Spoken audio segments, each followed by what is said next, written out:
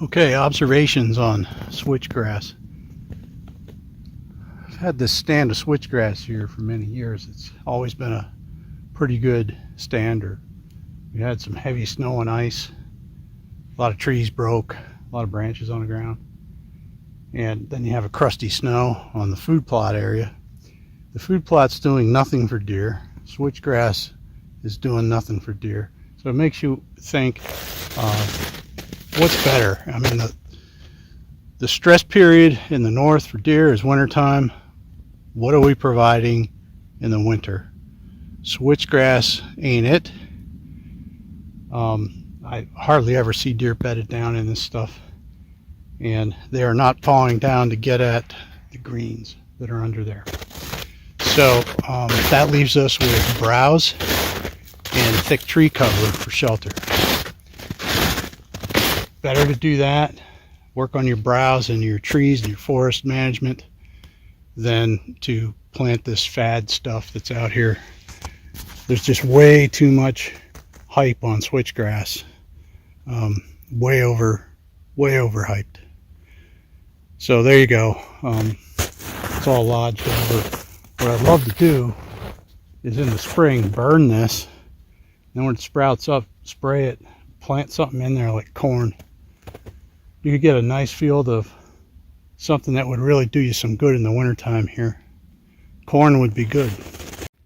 Okay, in contrast, this field is looking much better. Same region, same weather.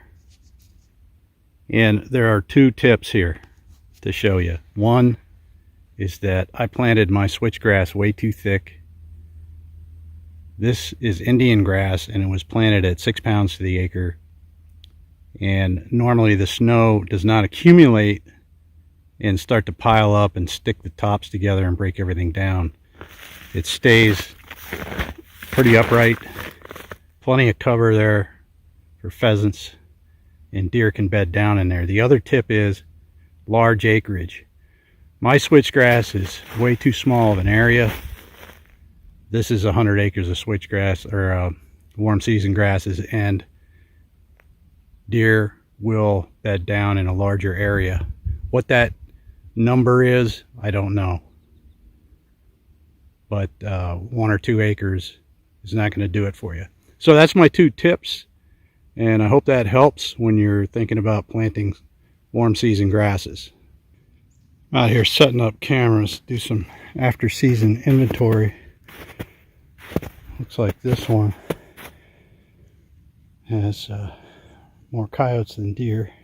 There's 3 sets of coyote tracks here, 2 sets of turkey tracks, and a couple sets of deer tracks. That's it. So I set up a camera, we'll see what we see. There were some nice bucks around here. I want to see if they are still alive. The best time to do this, I know it's Christmas time and you don't really want to be out in the woods. I had to cut my way in here because we had an ice storm. I finally gave up because I'm running out of daylight, but so I'm on foot, and I'm going to set up cameras because I have the chance to capture deer that still have their headgear on. If I wait a month, they'll be shed, and I won't be able to see if any of the bucks that we're seeing back in archery season made it through. I know the neighbors killed a bunch of them, so I'm really interested to see if they're still around. All right, so I'm going to get busy setting these guys up. Can't go back where I want to go today because it's just, I'll be cutting my way back there. It'll be dark till I get back there, so got to come back with some help later. All right. Anyway, that's my tip.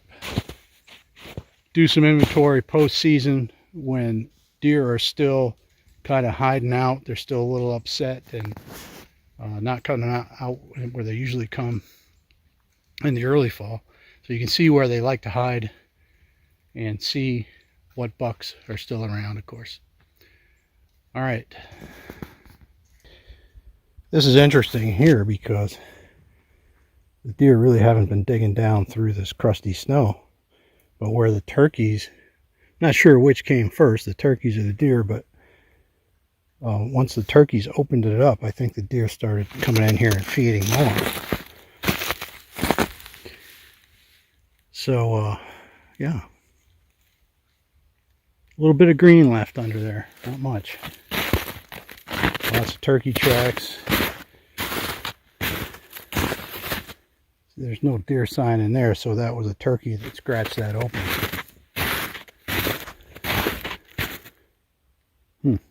Okay. Something new. Looks like 1, 2, 3, 4, 5, 6, 7, 8 turkeys. And a couple of deer. Good deal. Can't wait till May and we can get after those turkeys.